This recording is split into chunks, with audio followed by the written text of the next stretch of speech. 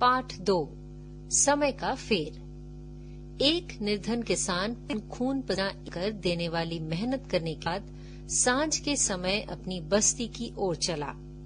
बहुत दूर उसने अपने कच्चे झोंके के धुएं को आकाश में चक्करते देखा और देखते ही समझ गया कि उसकी माँ उसके लिए खाना पका रही है।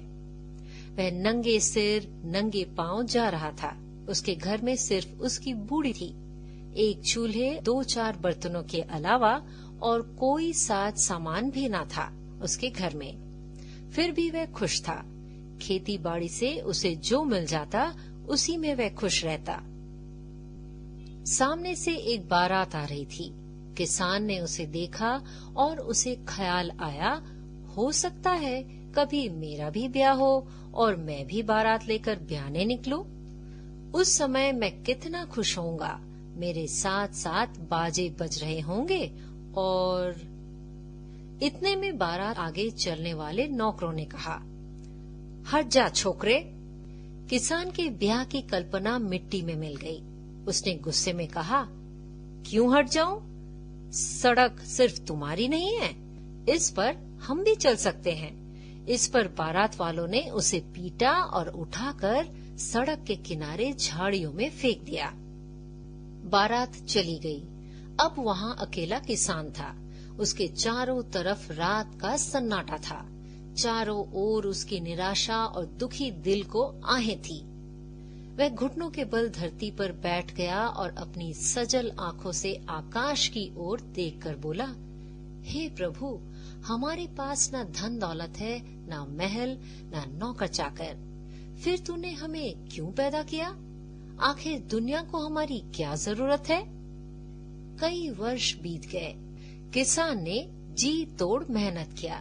दिन का आराम बेचा, रात की नींद बेची, छल कपट धोखे से धन पाया और धनी बन गया। अब वह किसान न था, अपने नगर का धनी सेठ था। उसके संदूकों में रुपए की कमी न थी। उसके पास विशाल महल था। उसकी सेवा के लिए नौकर चाकर थे। लोग उसके सामने सिर झुकाकर चलते थे। एक दिन संध्या के समय वह पालकी पर सवार अपने घर को लौट रहा था कि एकाएक उसकी पालकी रुक गई। उसने नौकरों से कारण पूछा। एक नौकर ने कहा, सरकार, किसानों की बारात आ रही है, उन्हें कहो एक ओर हट जाए। वे कहते हैं सड़क सिर्फ तुम्हारे लिए नहीं है, इस पर हम भी चल सकते हैं। पाजियों को डंडे मारकर भगा दो, वे हमारा रास्ता क्यों रोकते हैं? डंडे बरसने लगे। सभी बाराती चीखे मारते हुए इधर उधर भागने लगे।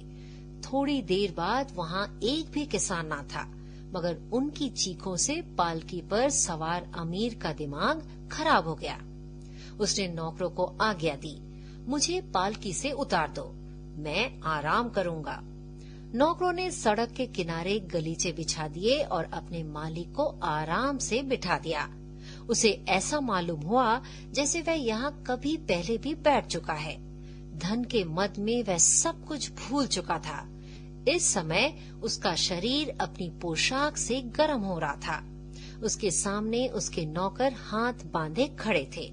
वह नरम गलीचे पर लेट गया और अपनी आंखें आकाश की ओर उठाकर बोला, हे प्रभु, इन अभागे किसानों के पास ना धन दौलत है, ना महल, ना नौकर चाकर। फिर तूने इन्हें क्यों पैदा किया है?